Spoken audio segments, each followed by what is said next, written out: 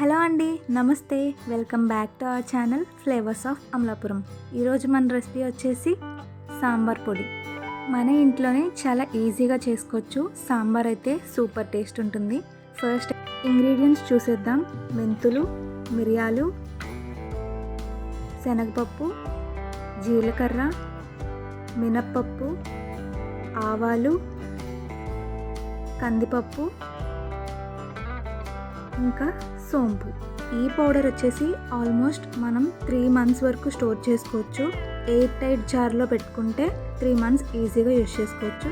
And అలాగే ధనియాలు కూడా తీసుకోవాలి. ఒక వాండి పెట్టుకొని అందులో ధనియాల్ని బాగా వేయించుకోవాలి.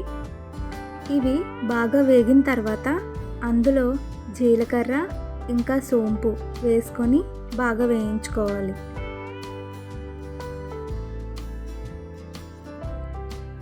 అవి వేగిన తర్వాత సైడ్కి తీసేసుకొని మెంతులు వేసుకొని బాగా వేయించుకోవాలి.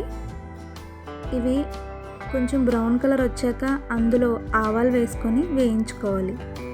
నెక్స్ట్ వచ్చేసి శనగపప్పు ఇంకా కందిపప్పు రెండు కలిపి బాగా వేయించుకోవాలి.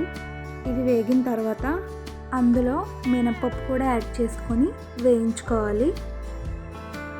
ఇలా దేనికి దానికి సెపరేట్గా వేయించుకోవడం వల్ల ప్రతి ఐటెమ్ బాగా వేగుతుంది. సో అన్నీ విడివిడిగా వేయించుకోవడం బెటర్ అనమాట. ఇవి వేగిపోయిన తర్వాత సైడ్కి పెట్టేసుకొని నెక్స్ట్ మిరియాలని వేయించుకోవాలి.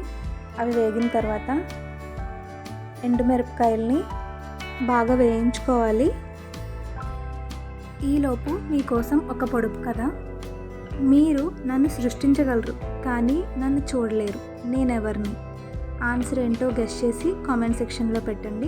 ఎంతమంది కరెక్ట్గా గెస్ చేస్తారో చూద్దాం. నెక్స్ట్ అయితే కరివేపాకును కూడా వేయించేసుకొని పక్కన పెట్టేసుకోవాలి.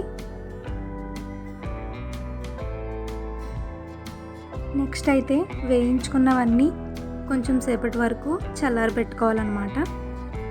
వీటి హీట్ అనేది తగ్గిన తర్వాత ఇవన్నీ ఒక మిక్సీ జార్లోకి వేసుకొని ఫైన్ పౌడర్లా మిక్సీ పట్టుకోవాలి.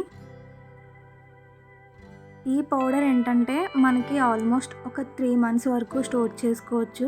కాబట్టి ఇలా పౌడర్గా చేసుకున్న దాన్ని ఒక ఎయిర్ టైట్ బాక్స్లోకి స్టోర్ చేసుకోవడమే.